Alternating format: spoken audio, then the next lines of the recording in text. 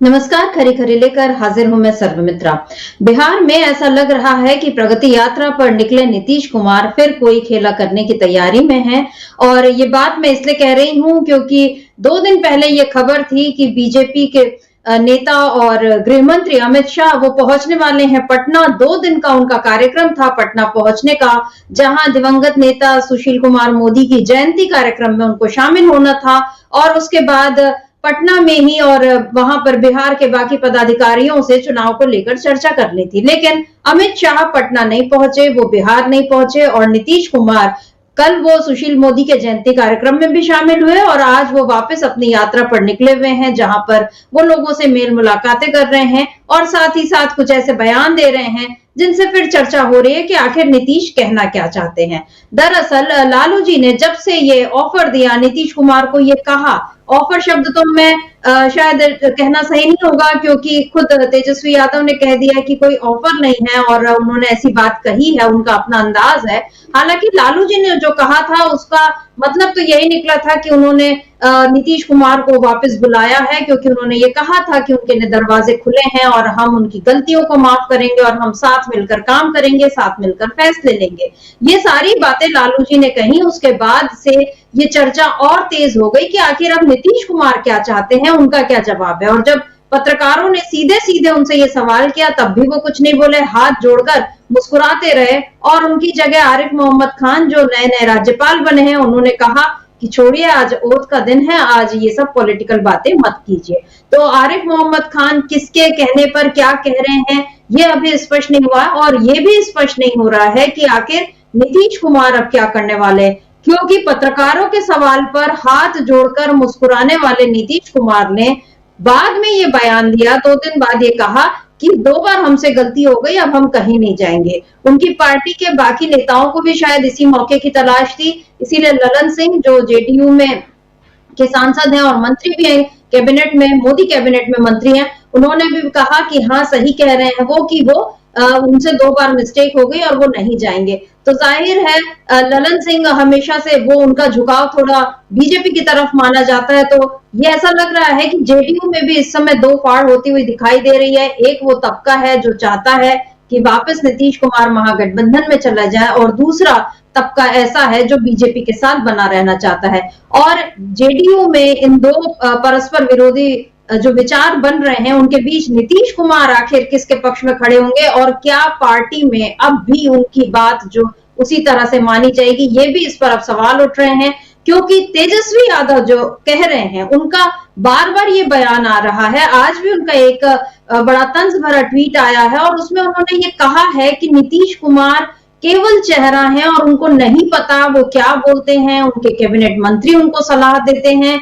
नीतीश कुमार को दिल्ली में 2 और पटना में 2 लोग मिलकर चला रहे हैं और नीतीश कुमार केवल इस सरकार का चेहरा है। तो नीतीश कुमार को लेकर तेजस्वी यादव के तंज एक तरफ चल रहे हैं, दूसरी तरफ लालू जी की जो बेटी है और सांसद भी हैं मीसा भारती, उनका ये कहना है कि नीतीश कुमार और लालू जी दोनों पुराने दोस्त हैं। वो लोग क्या बोलते हैं उनके शब्दों पर मत जाइए, वो लोग इशारों में बात करते हैं। अब उनके इशारे, इन दोनों दोस्तों के इशारों से क्या बीजेपी परेशान हो रही है, क्या नीतीश कुमार कोई खेला कर रहे हैं? एक तरफ वो लालू जी से इशारों में बात कर रहे हैं, दूसरी तरफ वो बीजेपी के लिए कह रहे हैं कि अब हम कहीं नहीं जाएंगे, यानी वो एनडीए में बने रहेंगे, बीजेपी के साथ बने रहेंगे।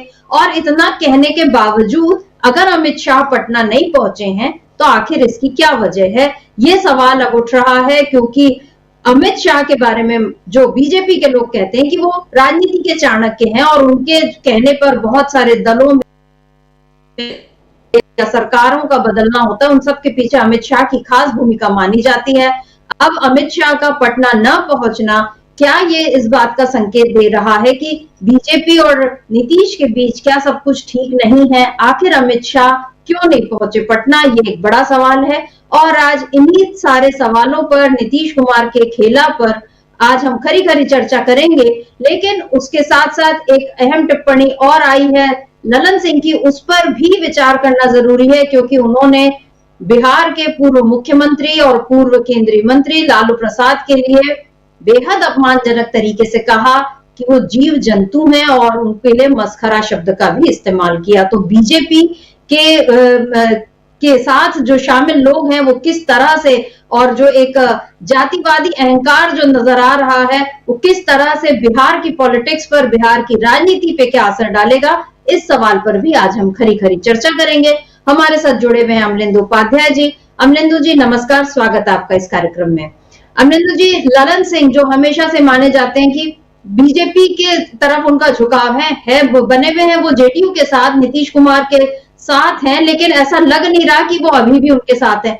नीतीश कुमार के बारे में हम एक चीज देखते हैं कि वो उन्होंने बहुत सारी कई ऐसी टिप्पणियां करते हैं जिन पर विवाद होता है, लेकिन लालू जी को लेकर वो भ्रष्टाचार के आरोप भी लगाते हैं, लेकिन कभी अपमानजनक टिप्पणी उस तरह से नहीं की जैसी कि अभी ललन सिंह ने की है।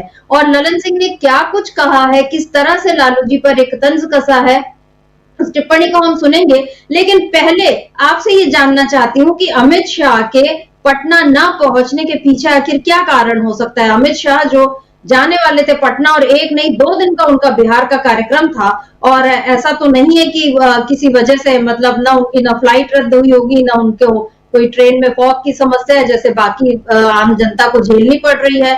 अमित शाह वहां नहीं गए, कोई कारण भी बीजेपी की तरफ से नहीं आया, ना बीजेपी का जो बिहार का ट्विटर हैंडल है वो इस मामले में खामोश है कि आखिर अमित शाह क्यों नहीं आए। सुशील मोदी के कार्यक्रम में जरूर मतलब उस कार्यक्रम को अच्छे से किया गया और सारे लोग वहां पहुंचे, बीजेपी के लोग भी पहुंचे, नीतीश कुमार ने भी सुशील मोदी को श्रद्धांजलि दी, लेकिन अमित शाह के न पहुंचने पर क्या कारण देखते हैं आप? क्या नीतीश कुमार से कोई नाराजगी है, या दिल्ली से बैठे बैठे बिहार को चलाने का कोई और नया प्लान तैयार हो रहा है? असल में दोनों तरफ से तैयार हो रहे हैं। नीतीश कुमार की तरफ से भी प्लान तैयार हो रहा है और बीजेपी की तरफ से भी प्लान तैयार हो रहा है। बीजेपी भी अपने काम पर लगी हुई है और नीतीश कुमार भी अपने काम पर लगे हुए हैं। नीतीश कुमार ने जो कहा कि साहब हम इधर नहीं, अब 2 बार चले गए उधर नहीं जाएंगे, लेकिन नीतीश कुमार ने ये नहीं कहा कि किधर चले गए थे 2 बार और किधर नहीं जाएंगे। ये साफ नीतीश कुमार ने अभी तक नहीं किया। नीतीश कुमार ने ये नहीं कहा कि हम लालू प्रसाद यादव के साथ नहीं जाएंगे, या आरजेडी के साथ नहीं जाएंगे, या कांग्रेस के साथ नहीं जाएंगे, इंडिया गठबंधन में नहीं जाएंगे, महागठबंधन में नहीं जाएंगे। इस तरीके का कोई भी बात साफ तौर पर नीतीश कुमार ने नहीं कही। नीतीश कुमार ने सिर्फ ये कहा कि कितनी बार जाएंगे, 2 बार चले गए अब नहीं जाएंगे, ये कहा। तो 2 बार तो इधर भी जा चुके हैं बीजेपी की तरफ भी। तो लोग कयास लगा रहे हैं क्या ये कहना चाहते हैं नीतीश कुमार कि अब 2 बार तो बीजेपी के साथ चले गए, अब बीजेपी के साथ नहीं जाएंगे। तो ये जो है वो जिस तरीके से नीतीश कुमार बोले हैं उससे फिर जो है नीतीश कुमार के सफाई की बजाय वो नीतीश कुमार ने और घना कोहरा जो है वो अपने निर्णय को लेकर पैदा कर दिया है। तो इसीलिए फिर ये कयास लगना शुरू हो गए हैं कि नीतीश कुमार कोई बड़ा खेल कर रहे हैं, और नीतीश कुमार के खेल की भनक भारतीय जनता पार्टी को शायद लग चुकी है, और इसलिए भारतीय जनता पार्टी भी अपनी तैयारियां कुछ कर रही है कि अगर नीतीश कुमार कुछ पलटी मारते हैं तो भारतीय जनता पार्टी उसका बी प्लान क्या होगा उस पर विचार कर रही है कि भारतीय जनता पार्टी तो एकदम ज़मीन पर आ जाएगी। नीतीश कुमार का बिना बताए चल देंगे, क्योंकि नीतीश कुमार जब भी जाते हैं तो बिना बताए अचानक से चल देते हैं। 2 पर्चे वो जेब में रख के लेके जाते हैं, एक इस्तीफे का, दूसरा दावा ठोकने का। हमेशा से उनका यही रवैया रहा है। तो नीतीश कुमार उसी तरीके से करेंगे। मफलर भी पहन कर जाते हैं तो इस बार मफलर छोड़ के आने की वाली बात ही नहीं होगी, मफलर पहन कर ही जाएंगे तो मफलर छूटेगा ही नहीं, उतारेंगे ही नहीं गले से। इधर देंगे, एक हाथ दे दूसरी हाथ ले, इधर इस्तीफा और दूसरी तरफ शपथ, तो एक साथ करेंगे। और नीतीश कुमार पहले से सब कुछ आश्वस्त हो लेना चाहते हैं दूसरी तरफ से, यानी इंडिया गठबंधन की तरफ से, कि नीतीश कुमार को ठीक ठाक रखा जाएगा, उनका सम्मान किया जाएगा, ये पूरी तरीके से आश्वस्त हो लेना चाहते हैं। तो इसलिए नीतीश कुमार इंतजार कर रहे हैं। अब सवाल ये है कि अमित शाह जो थे वो पटना, उनका दौरा रद्द क्यों हो गया।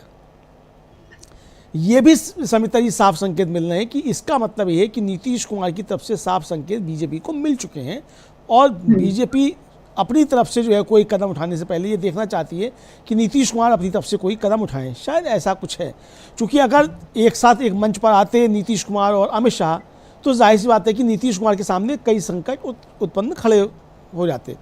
और संकट सबसे पहले तो ये होता कि नीतीश कुमार ने जिस तरीके से बाबा साहब डॉक्टर भीमराव अंबेडकर का अपमान किया, नीतीश कुमार के सामने ये संकट होता कि वो अमित शाह से कहे कि आपने बाबा साहब का अपमान किया था, आपको माफ़ी मांगनी पड़ेगी और आपको इस्तीफा देना पड़ेगा। या तो नीतीश कुमार ये मांग करते और अगर ये मांग नहीं करते तो फिर ये संकेत जाता कि नीतीश कुमार जो है वो बीजेपी के दबाव में है और अमित शाह के दबाव में है और ये मांग नहीं कर पा रहे हैं। तब नीतीश कुमार के सामने संकट होता है कि नीतीश कुमार जब पलटी मारते तो उनके सामने क्या होता है कि वो फिर इस मसले को अपने जो एजेंडा है उनका उसमें शामिल नहीं कर पाते। तो इसीलिए फिर नीतीश कुमार, अच्छा, और अगर अमित शाह के सामने वो मांग कर देते तो अमित शाह के सामने संकट होता कि वो अमित शाह क्या कहते कि हम इस्तीफा दे रहे हैं, माफ़ी मांग रहे हैं। तो अमित शाह इस अप्रिय स्थिति से बचे कि कहीं अब जो है नीतीश कुमार उसी मंच से ही ऐलान ना कर दें कि चूँकि अमित शाह माफ़ी नहीं मांग रहे हैं, इस्तीफा नहीं दे रहे हैं, तो इसलिए हम जो है वो बीजेपी का साथ छोड़ रहे हैं। नीतीश कुमार ये भी कर सकते थे, शायद इस तरीके की आशंका भारतीय जनता पार्टी को रही और इसीलिए नीतीश कुमार के साथ कोई इस तरीके की परिस्थितियां पैदा ना हो जाए अमित शाह के सामने, तो अमित शाह को इस फिलहाल बचाया गया कि हाथ में बाजी जो है वो नीतीश कुमार के पहले ही ना पहुंच जाए 14 तारीख से पहले ही। इसलिए भारतीय जनता पार्टी ने अमित शाह का पटना का दौरा रद्द करवाया। जी, क्योंकि ऐसा लग रहा है कि अमित शाह शायद नीतीश कुमार का से आमना सामना नहीं करना चाहते। अगर आमना सामना करेंगे तो फिर बहुत सारी ऐसी बातें निकलेंगी जिनको वो अभी जिन पर से आवरण उठाना नहीं चाहते हैं, जिनको दबाए रखना चाहते हैं, जिन पर चर्चा नहीं होने देना चाहते। तो अमित शाह का ये जो खेल है या बीजेपी का ये जो खेल है, नीतीश कुमार इसको अच्छे से समझ रहे हैं। हालांकि अभी नीतीश कुमार जो प्रगति यात्रा पर निकले, वैशाली पहुंचे हुए थे, तब भी उन्होंने यही कहा कि नहीं, हम कहीं नहीं, और ये बोल रहे हैं कि एनडीए में बहुत सम्मान मिला, अटल जी ने हमको बहुत सम्मान दिया। अब सवाल ये भी है कि अटल जी ने तो आपको सम्मान दिया ही था, अटल जी से आपके कोई वो था नहीं, कोई तब आपने छोड़ा भी नहीं था एनडीए। आपने एनडीए तब छोड़ा जब मोदी आए केंद्रीय भूमिका में, और जब मोदी की उम्मीदवारी हुई तब नीतीश कुमार ने छोड़ा। तो ये भी एक आश्चर्यजनक बात है कि नीतीश कुमार अब भी अटल जी को याद कर रहे हैं, जबकि बीजेपी जो है वो अटल अडवाणी उस दौर को बिल्कुल भुलाकर आगे बढ़ रही है और मोदी शाह बढ़ चुकी है। अटल अडवाणी दौर को भुला चुकी है बीजेपी और वो मोदी शाह को ही अब उसने अपना चेहरा बना लिया है। अब ऐसे में नीतीश कुमार अगर अटल जी वाली एनडीए को याद कर रहे हैं तो इसके भी निहितार्थ हैं और उसको समझने की जरूरत है। अभी जो मैं चर्चा कर रही थी कि ललन सिंह ने जिस तरह का बयान दिया, क्या कुछ कहा है ललन सिंह ने, उसको सुन लेते हैं, उसके बाद इस पर भी आपसे जवाब चाहूंगी। पहले सुनते हैं ललन सिंह जो पहुंचे हुए थे कामाख्या मंदिर में असम में पूजा करने, लेकिन उससे वहां पर उन्होंने पत्रकारों से जो चर्चा की, क्या कुछ कहा लालू जी को लेकर, कैसी अपमानजनक टिप्पणी की, सुन लेते हैं। प्रसाद यादव को आप लोग नहीं जानते हैं। लालू प्रसाद यादव अपने आप में एक जीव जंतु है। क्या बोलेंगे, क्या कहेंगे, क्या करेंगे, उनका न छोर है न ठिकाना है, तो ऐसे ही बोलते रहते हैं। उनका मस्खरा करना, मजाकिया लहजे में देश की समस्याओं को, गंभीरता को, राजनीतिक स्थिति को मजाकिया लहजे में उड़ाना, ये उनके हल्केपन का प्रमाण है। और ये आज से नहीं, 2090 में जब वो बिहार के मुख्यमंत्री बने तब से आज तक यही काम वो करते रहे, वो मस्खरा करते हैं। उनके मस्खरा को मस्खरा के रूप में देखिए। नीतीश कुमार जी ने भी कल कहा था कि उनके साथ जो टाई अप था वो एक्चुअली बहुत बड़ा मिस्टेक था इसलिए कि वो उन्होंने बिहार को बर्बादी के कगार पर पहुंचाया। 1990 से 2005 तक पति और पत्नी दोनों ने बिहार में राज किया। क्या था बिहार में? बिहार में कुछ नहीं था। बिहार में न सड़क थी, न बिहार में बिजली था, न बिहार में कानून व्यवस्था था। बिहार के लोग बदहाल थे। बिहार के लोग जब बाहर में अपने आप को बिहार का बिहारी कहते थे तो वो घृणा की दृष्टि से देखे जाते थे। ये हालत बना के उन्होंने रखा था पति पत्नी ने। नीतीश कुमार जी ने 2005 से 20 साल में बिहार को नया बिहार बनाया है। अमरिंदर जी, यहाँ पर जो ललन सिंह की टिप्पणी है इसको आप किस तरह से देखते हैं? मतलब जीव जंतु तो हम सभी हैं, उसमें तो कोई शक नहीं है, प्राणी है, प्राण है हम सब में, लेकिन यहाँ पर ललन सिंह का जो कहना था वो जीव जंतु, उन्होंने सीधे सीधे जानवर की तरह उसको इस्तेमाल किया, यानी कि वो एक लालू जी को इंसान न बोलकर जानवर बता रहे हैं। और दूसरी बात जो उनका ये कि मस्खरा, उनको हल्केपन में, और उनका वो सारी बातें जो कह रहे हैं कि वो देश की समस्याओं पर भी हल्केपन से बात करते हैं और मस्करे को मस्करे की तरह लीजिए, ये जो सारी टिप्पणी है, क्या कहेंगे? नीतीश कुमार ने वो रहे हैं लालू जी के साथ और भ्रष्टाचार के मुद्दे पर उनसे अलग भी हो गए, बाद में उनके साथ भी आ गए, तो भ्रष्टाचार को लेकर जो लड़ाई है, जो आरोप प्रत्यारोप, वो अपनी जगह है, लेकिन इस तरह अपमानजनक टिप्पणी कभी नहीं हुई। अभी ये जो टिप्पणी की है ललन सिंह ने, क्या जेडीयू के लिए या और नीतीश कुमार के लिए मुश्किल खड़ी की जा रही है, या ये बीजेपी के कहने पर ये सारी चीजें हो रही हैं? क्या लगता है आपको? समिता जी, आपको याद होगा कि जब नीतीश कुमार ने पलटी मारी थी और बीजेपी के साथ चले गए थे, तो उस समय भी ये आरोप लग रहे थे कि राजीव सिंह और ललन सिंह जो हैं वो अपने साथ 12 विधायकों को लेकर जेडीयू तोड़ रहे हैं और आरजेडी के साथ जा रहे हैं।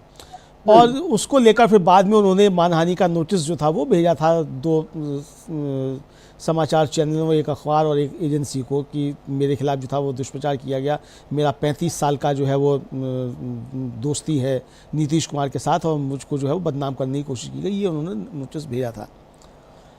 लेकिन आज फिर ललन सिंह जो है वो सवालों के घेरे में है। सवाल यही उठ रहे हैं कि क्या ललन सिंह बीजेपी के साथ जा रहे हैं? तो ललन सिंह जो बोल रहे हैं, तो या तो इसमें समिता जी वो बीजेपी के साथ जा रहे हैं ये समझा जा सकता है, या ये एक रणनीति के तहत बयान दे रहे हैं ललन सिंह कि कल, ताकि बीजेपी इस मुगालते में रहे कि नीतीश कुमार हमारे साथ हैं और ललन सिंह भी उनके साथ हैं, और उधर पीछे से कोई खेल हो जाए। चूँकि ललन सिंह नीतीश कुमार के 35 साल के पुराने साथी हैं और ललन सिंह को ये पता ही नहीं होता है कि नीतीश कुमार कर क्या रहे हैं, लेकिन ललन सिंह रहते नीतीश कुमार के साथ हैं। ललन सिंह को उस समय भी नहीं पता था कि वो बीजेपी के साथ जा रहे हैं नीतीश कुमार, और लालू यादव का साथ नहीं छोड़ रहे हैं, और उस समय भी जो था वो इस तरह की बातें चली थी। तो नीतीश कुमार जो कह रहे हैं, तो जो ललन सिंह जो लालू यादव के लिए कह रहे हैं, वो असल में नीतीश कुमार, सॉरी माफ़ कीजिएगा, वो ललन सिंह अपने विषय में कह रहे हैं।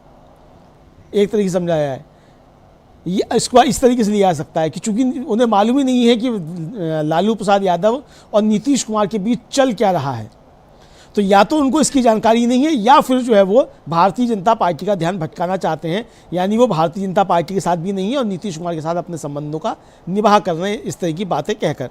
तो जो भी जिस तरीके से हो, ये तो अब उनके मन के अंदर होगा कि वो क्या है क्या नहीं चल रहा है, उनको जानकारी है कि नहीं है। लेकिन मुझे लगता है कि ललन सिंह को अब गंभीरता से लेने की कोई आवश्यकता नहीं है। ललन सिंह की वही जो है प्रतिष्ठा बन चुकी है जो पीके की इस समय बिहार में है, तो दोनों ही संदिग्ध समझे जा रहे हैं। तो ये ललन सिंह की अपनी उपलब्धि हो सकती है कि वो इस तरीके से संदिग्ध बन चुके हैं कि लोग अब उनको बातों का भरोसा नहीं करते, ये समझा सकता है। लेकिन लालू प्रसाद यादव और नीतीश कुमार के बीच कुछ ना कुछ चल रहा है, जैसा कि मीसा भारती ने कहा कि दोनों मित्र हैं और इशारों में बात करते हैं। और ये इशारे इस तरीके से भी समझे जा सकते समिता जी कि जब नीतीश कुमार की यात्रा शुरू हुई तो लालू प्रसाद यादव ने एक बहुत छोटी टिप्पणी कर दी थी कि वो अपनी आंखें सेकने जा रहे हैं, और नीतीश कुमार जो है उसी तरीके से अब टिप्पणी करते पाए जाने की। देखिए जी, 2005 से पहले ये महिलाएं कहीं इतना सुंदर दिखा करती थी, इस तरह की टिप्पणी नीतीश कुमार कर रहे हैं। तो क्या वास्तव में जो मीसा भारती कह रही है कि दोनों के बीच में इशारों में बात होती है, तो लालू प्रसाद यादव कुछ इशारा दे रहे हैं और नीतीश कुमार इशारों में जवाब दे रहे हैं, तो ये महिलाओं पर कोई टिप्पणी नहीं है दोनों की तरफ से, ये इन दोनों की आपस में कोई इशारेबाजी हो रही है लालू और नीतीश के बीच में। इसको मुझे लगता है इसी तरीके से देखने की आवश्यकता है। शायद भारतीय जनता पार्टी भी ये समझ रही है कि लालू और नीतीश जो हैं ये दोनों आपस में इशारों में बात कर रहे हैं और कोई बड़ा खेल कर रहे हैं, इसीलिए अमित शाह का पटना दौरा बीजेपी ने रद्द करवा दिया। समिता जी जी बिल्कुल, क्योंकि बीजेपी अभी इन दोनों दोस्तों के बीच शायद आ नहीं पाई है। जैसा होता है कि कुछ लोगों के बीच ऐसी अंडरस्टैंडिंग होती है कि चाहे वो कितना भी अलग रहें, कितने भी दूर रहें, सालों साल बात ना करें, लेकिन उसके बावजूद वो एक दूसरे की हर छोटी से छोटी बात को, इशारों को समझ जाते हैं। और कुछ ऐसा ही है लालू जी और नीतीश कुमार के बीच। ये कहना और किसी का नहीं बल्कि खुद लालू जी की बेटी अगर ऐसा कह रही है, मीसा भारती, क्योंकि वो तो उन्होंने शुरू से देखा होगा दोनों को, क्योंकि उन दोनों के बीच की जो अंडरस्टैंडिंग है उसको ये दोनों जानते हैं। और उन्होंने ये साफ साफ कहा है कि ये दोनों के आपस की बात है, आप उनके शब्दों पर मत जाइए, वो इशारों में बात करते हैं। जब वो इतना बड़ा बयान दे दिया मीसा भारती ने, उसके बाद भी अगर नीतीश कुमार ये बोल रहे हैं और नीतीश कुमार की बातों को अब ऐसा ये माना जा रहा है कि वो एनडीए अब छोड़कर नहीं जाएंगे, लेकिन इस बीच अगर अमित शाह पटना नहीं पहुंचते हैं, कार्यक्रम तय होने के बावजूद नहीं पहुंचते हैं, तो फिर सवाल उठता है कि आखिर बीजेपी क्या चाह रही है, क्या समझ रही है, किस तरह से परेशान हो रही है, क्या बिहार में उसकी होल्ड कम होती जा रही है, ये भी एक सवाल है। अभी क्योंकि सम्राट चौधरी जो कि बीजेपी में है, उप मुख्यमंत्री हैं, लेकिन उनके पिता का अभी शकुनी चौधरी, उनका जन्मदिन था 2 दिन पहले, तो तेजस्वी यादव ने, मीसा भारती ने, सारे लोगों ने उनको बधाई दी, उनके दीर्घायु होने की कामना की। और तो इससे ये समझ में आता है कि ये राजद जो है, यानी जो तेजस्वी यादव है, मीसा भारती है, लालू प्रसाद यादव है, या ये लोग जो काम कर रहे हैं, ये वाकई इशारों में बहुत कुछ कहते जा रहे हैं, बताते जा रहे हैं।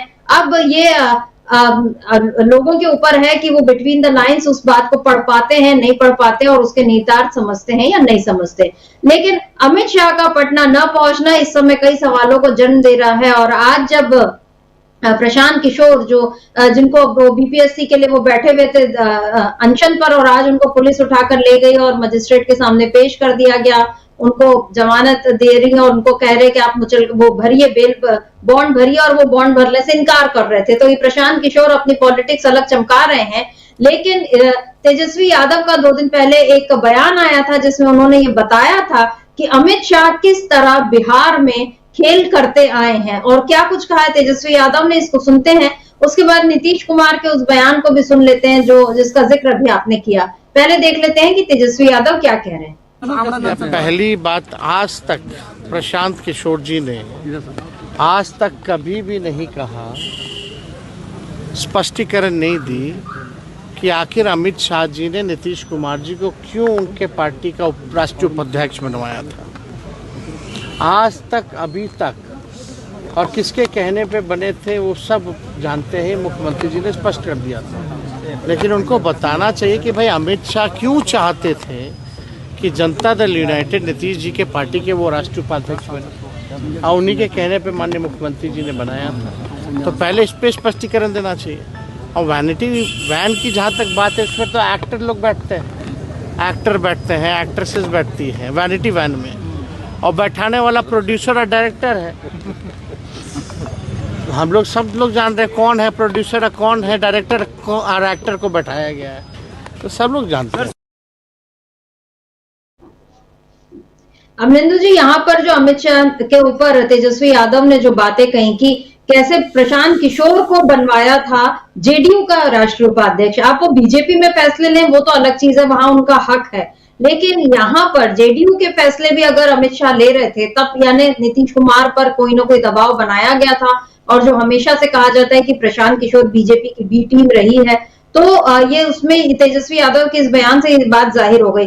अभी फिर प्रशांत किशोर पर वापस ये आरोप लगे थे कि नीतीश कुमार को फंसाने के लिए उन्होंने ये सारा अनशन वगैरह का जो खेल रचा, और ये जो बीपीएससी अभ्यर्थियों का जो आंदोलन, जबरदस्ती जो वहां पर गांधी मैदान, जहां पर अनुमति नहीं थी वहां पहुंचना, आंदोलन तो छात्रों का अपने आप था, लेकिन प्रशांत किशोर का उसमें कूदना ये दिखा रहा था कि बीजेपी इसको डाइवर्ट करना चाहती है प्रशांत किशोर के जरिए।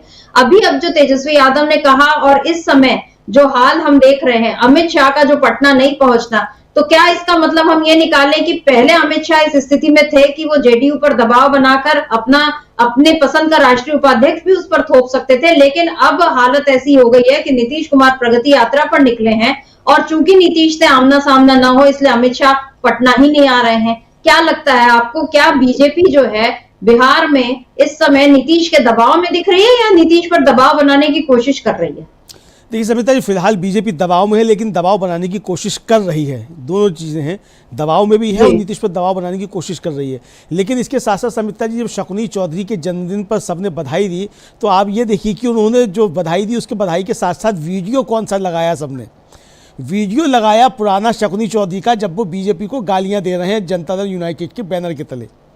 जी, तो यानी संकेतों की भाषा, जो संकेतों की भाषा वहाँ से दिखाई देने लगी कि शकुनी चौधरी को बधाई दी जा रही है कि जनता दल यूनाइटेड के नेता शकुनी चौधरी बीजेपी और नरेंद्र मोदी के लिए किन शब्दों का इस्तेमाल कर रहे हैं। बधाई के साथ साथ ये भी बताया गया, यानी कि ये संकेत दे दिए गए कि नीतीश कुमार का रास्ता किधर जाने वाला है, उसकी तैयारियां शुरू से हो गई। इधर नीतीश कुमार का वो पुराना बयान जो खूब वायरल किया जा रहा है, जब वो कह रहे हैं कि मर जाएंगे लेकिन बीजेपी के साथ नहीं जाएंगे। जब नीतीश कुमार ने कहा कि 2 बार हम उधर चले गए, अब नहीं जाएंगे, उसके तुरंत बाद वो पुराना वीडियो नीतीश कुमार का वो भी वायरल किया जाने लगा कि नीतीश कुमार कह रहे हैं कि अब मर जाएंगे लेकिन बीजेपी के साथ नहीं जाएंगे, ये भी वायरल किया जाने लगा। इधर समिता जी, जिस तरीके से आज सुबह भोर में प्रशांत किशोर की डंडाडोली की गई, वो ये संकेत दे दिया गया दिल्ली को कि आप प्रशांत किशोर के जरिए जो बिहार में गड़बड़ी करना चाहते थे, उसका नीतीश कुमार ने जवाब दे दिया कि आपकी बी टीम जो है उसको हम ठीक कर दे रहे हैं, तो आप अब यहाँ गड़बड़ करने की कोशिश मत कीजिए।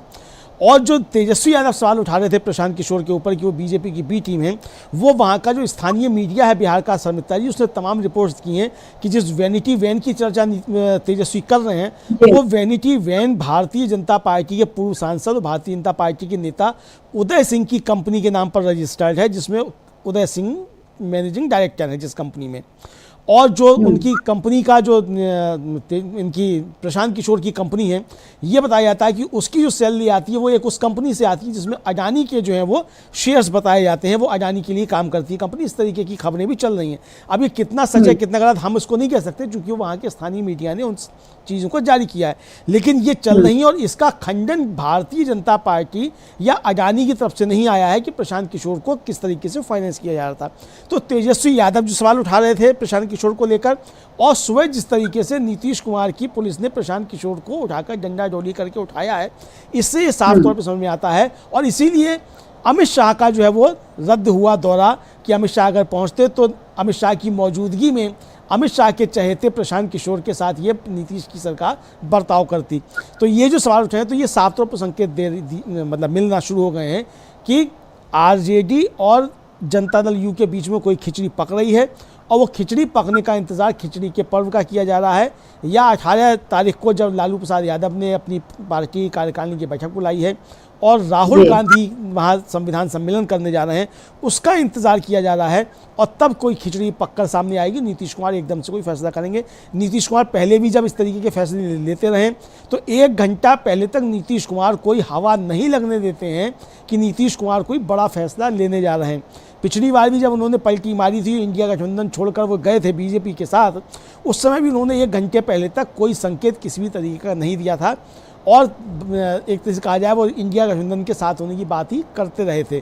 तो ये साफ संकेत है कि नीतीश कुमार के मन में जो चल रहा है, नीतीश कुमार उसको जाहिर नहीं होने देना चाहते। और हम लोगों ने जैसे पहले भी चर्चा की है कि नीतीश कुमार के विषय में खुद लालू प्रसाद यादव सदन में खड़े होकर कह चुके हैं कि नीतीश कुमार के पेट में दांत हैं। तो नीतीश कुमार इसको बार बार साबित करते रहे कि उनके पेट में दांत हैं।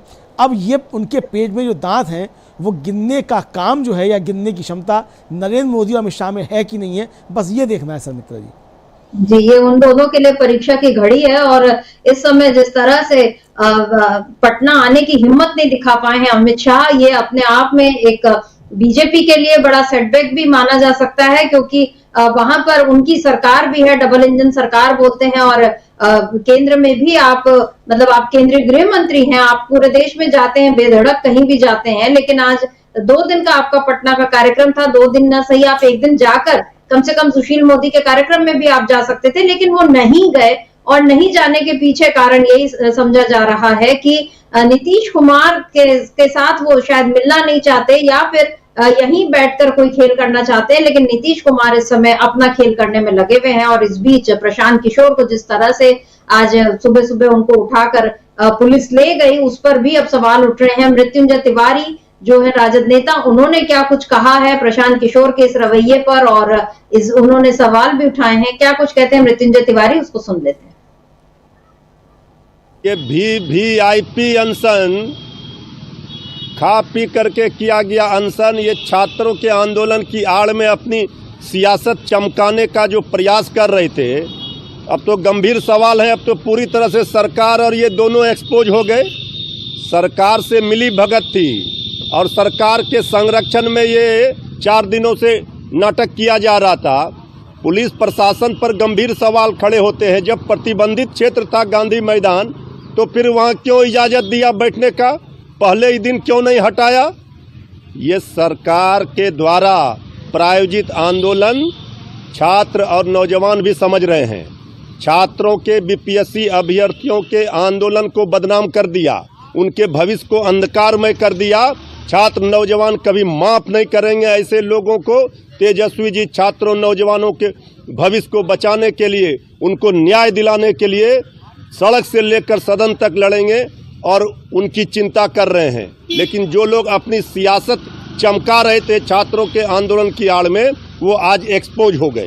ये जारी कर रहे हैं और नीतीश कुमार वो प्रगति यात्रा पर बिहार में अपराधियों का राज कायम हो गया है, अपराधी राज कायम हो गया। अपराधियों का मनोबल इस कदर बढ़ा हुआ है कि लगातार क्राइम का ग्राफ बढ़ता जा रहा है। और क्राइम बुलेटिन जारी करके तेजस्वी जी सरकार को आईना दिखा रहे हैं कि ये कौन सा राज्य इसे कहा जाएगा। तो सरकार नाम की कोई चीज नहीं है बिहार में। लॉ एंड ऑर्डर पूरी तरह से फेल है और शासन प्रशासन का इकबाल समाप्त हो गया है। अमरेंद्र जी, जो बातें ललन सिंह ने कही थी यहाँ पर मृत्युंजय तिवारी उसको बिल्कुल काटते हुए नजर आ रहे हैं। तेजस्वी यादव ने आज एक ट्वीट भी किया है जिसमें उन्होंने लाइन से सारी घटनाएं बताई हैं कि कहाँ कहाँ क्या क्या जो अपराध हुए हैं उसकी पूरी लिस्ट उन्होंने डाली है और क्राइम बुलेटिन जारी कर रहे हैं।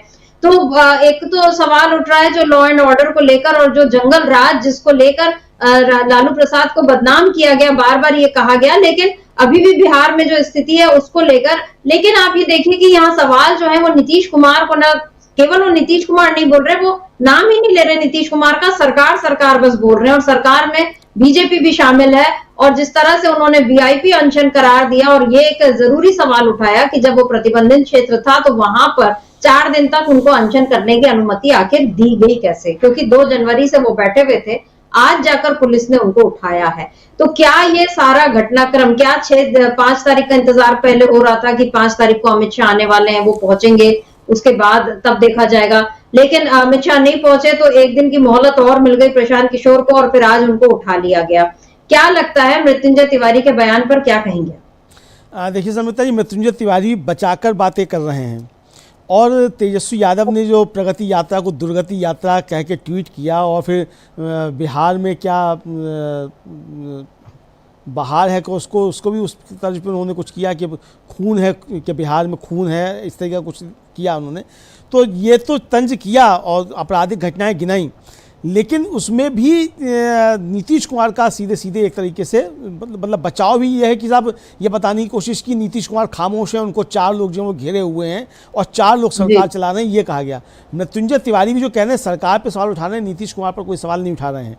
इधर बीपीएससी के लेकर जिस तरीके से कांग्रेस ने प्रहार किए, चाहे प्रियंका गांधी ने, चाहे राहुल गांधी ने और चाहे मल्लिकार्जुन खड़गे ने, किसी ने भी नीतीश कुमार का नाम नहीं लिया, भारतीय जनता पार्टी और एनडीए सरकार कहा।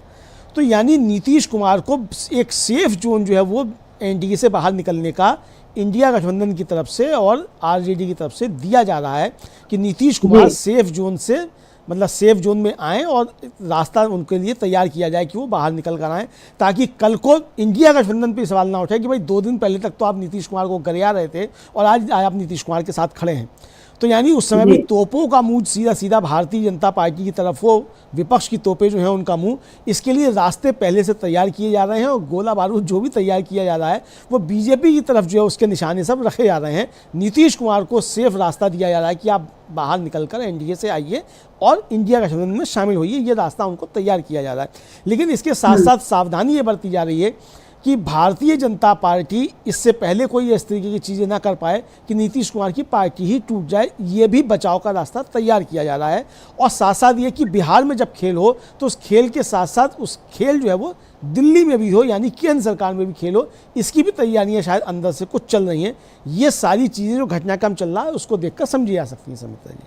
जी, तेजस्वी यादव ने ट्वीट किया है कि बेसुध है सरकार, बिहार में खून की बहार। हाँ, इस तरह का उन्होंने वो तुकबंदी करके एक पूरा निशाना साधा है और ये बिल्कुल सही बात है कि इसमें सरकार सरकार बोलकर नीतीश कुमार को बिल्कुल एक सेफ पैसेज, एक बचाव का रास्ता कि आप जो कई बार जैसे वो हिंदी फिल्मों में हम देखते हैं कि पतली गली से निकल जाने का, कि तुम बच जाओ किसी तरह, वो वाली चीज जो है इस समय राजद कर रही है। लालू जी अपनी तरफ से जो उनको कहना था वो उन्होंने कह दिया है। अब जेडीयू के नेता भले इससे इनकार करें, लेकिन नीतीश कुमार कब क्या करेंगे इस बारे में ये वाकई नीतीश कुमार के अगल बगल के लोगों को नहीं पता होता। पिछले दफा उन्होंने इसी तरह बिल्कुल अचानक फैसला लेके सबको हैरान कर दिया था और इस बार ऐसा लग रहा है कि हैरान होने की बारी बीजेपी की होगी, क्योंकि बीजेपी के लिए दोहरा खतरा इस तरह से है कि राज्य के साथ साथ केंद्र की सरकार पर भी उसका असर पड़ेगा। और जैसा कि संजय राउत ने उन्होंने भी कहा कि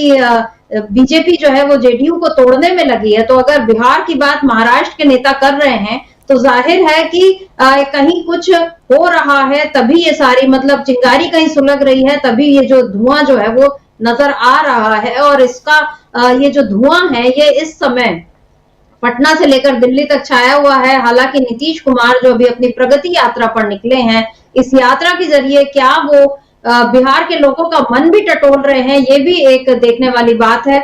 आज नीतीश कुमार ने लेकिन एक और बयान दिया जिस पर तेजस्वी यादव यानी आरजेडी की तरफ से एक टिप्पणी भी आई है। क्या कुछ कहा है नीतीश कुमार ने, इसको सुनते हैं। छोटा सा बिल्कुल कुछ सेकंड का वो उनका बयान है, लेकिन उसमें वो बोल क्या रहे हैं ये समझना, उसके जो मायने हैं वो समझना थोड़ा कठिन हो रहा है। क्या कहते हैं नीतीश कुमार, सुन लेते हैं। शुरू किए तब देखिए महिला कितना बढ़िया सबका चेहरा दिख रहा है, ऐसा चेहरा किसी का दिखते थे और कितना बढ़िया बोलती है। जो हम लोगों ने ये जो बोल रहे हैं नीतीश कुमार, क्या कहना चाह रहे हैं अमरेंदु जी? क्योंकि महिलाओं की तरफ की ये सब पहले ऐसा चेहरा दिखता था और कितना बढ़िया बोलती हैं, ये जो वो बोल रहे हैं। और इसको लेकर आरजेडी ने जो ट्वीट किया है उसमें उसने जो हैशटैग लगाया है कि ये जो लिखा है आरजेडी ने कि पहले कोई भी महिला सुंदर होती थी जी, हम ही ना सत्ता में आए तो सब सुंदर हो गई, आप तो सब जानबे न करते हैं, टॉक रबिश लाइक नीतीश। ये जो उन्होंने राजद का जो हैशटैग है टॉक रबिश लाइक नीतीश, ये जो है ये क्या इशारा कर रहा है अमरेंदु जी? और ये जो उन्होंने लिखा है आरजेडी की तरफ से कि पहले कोई भी महिला सुंदर होती थी जी, हम ही ना सत्ता में आए तो सब सुंदर हो गई, क्या बोलना चाह रहे हैं आरजेडी ने? क्या यहाँ पर नीतीश कुमार को एक तरह से वो कहा है कि आप बीजेपी के साथ अगर बने रहेंगे तो फिर इस तरह से हमारे निशाने पर रहेंगे और अब आपको यहाँ आ जाना चाहिए, और लालू जी ने भी आपके लिए तो साफ साफ कह ही दिया है, क्या कहेंगे? समिता जी, दो इसके संदेश हैं सीधे सीधे, और दोनों आपने उनकी तरफ इशारा कर दिया। एक तो तेजस्वी यादव ने तो इस पर बहुत लंबा चौड़ा ट्वीट किया है और ये कहा है कि देखिए किस तरीके से 4 लोग जो हैं वो सरकार मतलब सीएम को घेरे हुए हैं, और इतना घेरे हुए हैं कि रटाया गया, और रटाने के बाद भी देखिए वो क्या बोल दिया। यानी ये बताने की कोशिश की तेजस्वी यादव ने कि नीतीश कुमार को बीजेपी ने घेर रखा है, और 4 लोग जो हैं उनमें शायद ललन सिंह और संजय झा के नाम भी लिए जा रहे हैं कि वो उन 4 लोगों में 2 वो भी शामिल हैं, कि उन्होंने किस तरीके से नीतीश कुमार को घेर लिया है और नीतीश कुमार अपने मन से कोई बात नहीं कर पा रहे हैं। एक संदेश तो ये है समिता जी। दूसरा, जो मीसा भारती कह रही थी कि वो दोनों इशारों में बात करते हैं, लालू प्रसाद यादव और नीतीश कुमार। अब लालू यादव ने कहा था कि नीतीश कुमार आंख सेकने जा रहे हैं, अब नीतीश कुमार कह रहे हैं कि देखिए ना जी सब कितना सुंदर दिख रही हैं, पहले 2005 से पहले क्या कोई बोलती थी, कितना अच्छा गाती हैं जी। तो यानी ये संदेश नीतीश कुमार ने भी दे दिया है लालू प्रसाद यादव को। तो यानी जो संदेशों में खेती हो रही है, तो वो संदेशों में खेती हो रही है वो दोनों तब से चल रही है, क्या ये भी संकेत है? लेकिन इसके साथ साथ ये एक जो सेफ पैकेज देने की बात है, पैसेज देने की बात है नीतीश कुमार को, वो दिया जा रहा है कि आप भारतीय जनता पार्टी के साथ रहेंगे तो आप इसी तरीके की बातें करते रहेंगे, भारतीय जनता पार्टी का साथ आप छोड़कर दूसरा रास्ता पकड़िए वरना आपकी दुर्गति हो जाएगी। चूँकि तेजस्वी ने एक और जो ट्वीट किया है उसमें ये उनकी प्रगति यात्रा को दुर्गति यात्रा शब्द का इस्तेमाल किया है। तो यानी अगर आप भारतीय जनता पार्टी के साथ रहेंगे तो आपकी प्रगति नहीं, इसी तरीके से दुर्गति हो जाएगी, ये संदेश भी देने की कोशिश की गई है। तो यानी संदेशों से खेती हो रही है आरजेडी और जेडीयू के बीच में, इतना तो समित्रा जी ये समझ में आ रहा है दोनों तरफ की बयानों को देखते हुए। जी बिल्कुल, और नीतीश कुमार के लिए जो लिखा है कि टॉक रबिश लाइक नीतीश, वो सीधे सीधे हमला है और बीजेपी पर भी हमला है, क्योंकि बीजेपी के नेता अभी रमेश बिधूड़ी का जैसा बयान आया लगातार वो दिल्ली में जो बोल रहे हैं उसको समझा जा सकता है कि कितनी महिला विरोधी सोच रही है, और इस तरह के बयानों पर जो टिप्पणी करना मजबूरी हो जाती है। हालांकि इस तरह के बयानों को बिल्कुल दिखाया ना जाए, सुनाया ना जाए, उसी में सबका वो है, लेकिन महिला विरोधी सोच जो है हमारे नेताओं की वो भी सबसे जाहिर हो रही है। अच्छा है कि राजद ने इस पर टिप्पणी करके नीतीश कुमार को एक चेतावनी भी दे दी है कि वो बीजेपी के साथ जब तक रहेंगे तब तक उनकी दुर्गति ऐसी होती रहेगी। अब लालू जी का इशारा साफ है, नीतीश कुमार अब क्या इशारा दे रहे हैं और किस तरह वो बीजेपी के हाथों अगर मजबूर किए जा रहे हैं कि उनको जो बोलना रहता है वो नहीं बोल पाते और जो नहीं बोलना रहता है वही उनको बोलने के लिए मजबूर किया जाता है, ये सारी बातें अगर हो रही हैं तो नीतीश कुमार जैसा अनुभवी नेता आखिर इसको कब तक सहन करेगा। छात्र आंदोलन से निकले वो भी हैं और जो मूल्य लालू प्रसाद के रहे हैं, जिस तरह से धर्मनिरपेक्ष और समाजवादी मूल्यों को लेकर राजनीति की है, वही मूल्य नीतीश कुमार के हैं। तो वो किस तरह बीजेपी के साथ बहुत देर तक बने रहेंगे, जैसा वो कैर बेर का संग जो बोलते हैं, कहो रहीम कैसे निभे कैर बेर का संग, वैसी वाली बात यहाँ पर दिखाई दे रही है नीतीश कुमार के साथ कि वो आखिर कब तक बीजेपी के साथ बने रहेंगे। फिलहाल अमित शाह का पटना न पहुंचना इस बात का संकेत है कि नीतीश कुमार की तरफ से कोई पक्का जवाब न आने पर अब बीजेपी जो है परेशान है। उसे समझ में नहीं आ रहा कि 14 जनवरी के बाद आखिर बिहार में क्या कोई नया खेला हो जाएगा, दही चूड़ा खाने खिलाने में क्या कोई और नई खिचड़ी पक जाएगी। तो इसका इंतजार बीजेपी को भी है और हम सबको भी इंतजार है कि आखिर नीतीश कुमार अब आगे क्या कदम उठाते हैं। तो अमनेंदु जी, आज इस चर्चा को हम यहीं रोकते हैं। आपका बहुत बहुत शुक्रिया और शुक्रिया आप तमाम दर्शकों का जो आप हमारे साथ जुड़े और आपने इस चर्चा को ध्यान से सुना। आगे भी आप बने रहिए डीबी लाइव के साथ और देखते रहिए डीबी लाइव। नमस्कार।